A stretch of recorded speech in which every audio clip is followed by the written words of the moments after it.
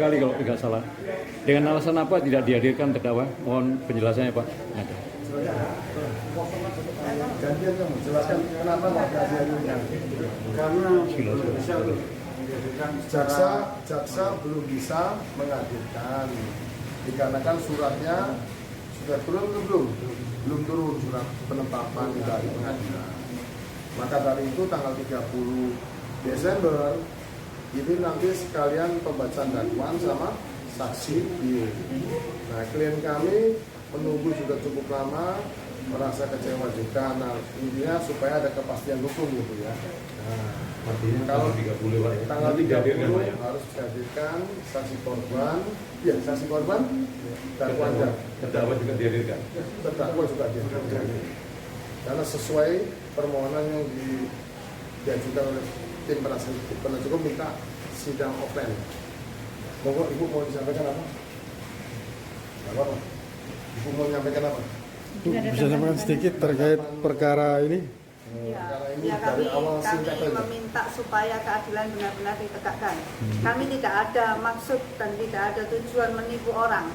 Kami menerima uang muka seperti yang sudah saya jelaskan ya pada bulan Juni, bahwa ini rumah yang kami tempati pada saat dieksekusi secara liar oleh Om Hengki itu adalah masih dalam transaksi dengan saudara Tio Sulaiman. Sudah pernah saya jelaskan itu.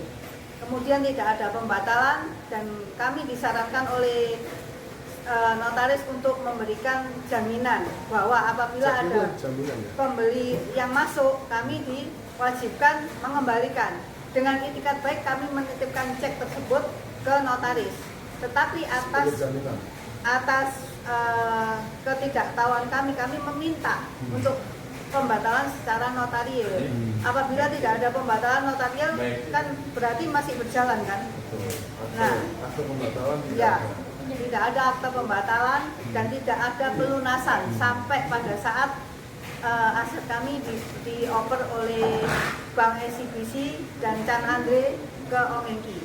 Jadi uang muka sebetulnya adanya kesepakatan. Berapa kesepakatan? Kesepakatan harga itu 10 miliar sebetulnya. Dalam arti 7 miliar untuk melunasi SCBC, 2,5 miliar kompensasi dan 500 untuk biaya pajak serta biaya-biaya tunggakan listrik atau apapun yang timbul atas rumah Kejauhan Putih tambah L437. Sebetulnya Ibu ini, klien kami Jeremy sama Ibu Rani ini ikhlas menjual dengan kesepakatan. Ada kata sepakat, ada DP. Cuma Ibu mempertanyakan Jeremy pelunasannya kapan? Tapi tidak ada kejelasan kalau untuk biaya pencabutan apa itu? Mereka meminta mencabut blokir. Tetapi di sini kami itu terkait oleh pihak SCBC juga. Kalau kami mencabut blokir, sedangkan pelunasan ke SCBC tidak dilakukan, kami sangat takut bahwa di kemudian hari aset kami akan diambil dengan cuma 500 juta. Itu ke satu. Dan sudah terbukti diambil oleh Om Hengki tanpa ganti rugi ke kami yang sekarang menjadi perkara perdata 647 PDTG PN 2024 dan perlawanan eksekusi 802 BTH 2024. Sebetulnya gugatan perdata masih berjalan, seharusnya kan tidak di P21 dulu. Ya, sebetulnya masih ada.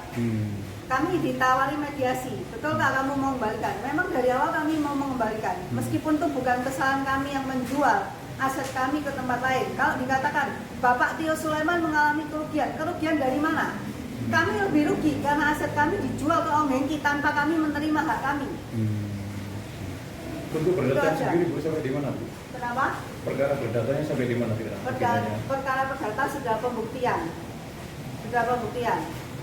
masuk ke ranah pembuktian. Aset saya, uang saya di rumah itu lebih gede daripada uangnya Tio Sulaiman yang hanya 500 juta. Uang saya di situ 5 miliar yang belum diganti oleh Om Hengki. Ini tuduhan penipuan kan hanya 500 juta. Seharusnya dimediasi atau gimana, tapi memang penjualan asetnya Jeremy sama Bu Fani kan memerlukan waktu yang cukup.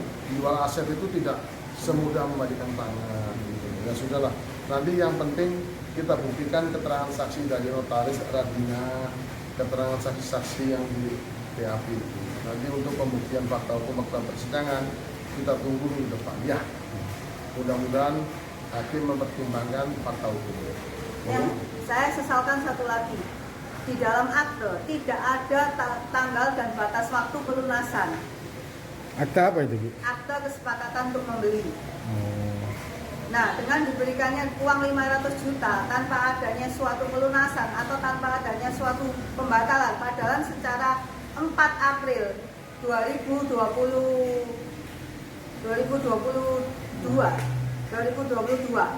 Effendi sebagai broker menyatakan batal. Kenapa batal? Pak Tio tidak bisa melanjutkan. Kalau tidak bisa melanjutkan, kenapa kamu minta uangmu? Berdasarkan pasal 1464 itu adalah hak daripada penjual. Batal sepihak. Ya. Bu, bisa disampaikan sedikit harapan Anda dalam kasus ini?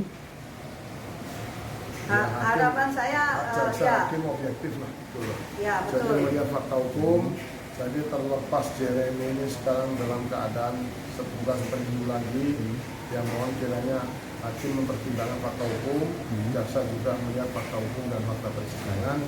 Terima kasih buat rekan-rekan media yang mengawal lebih.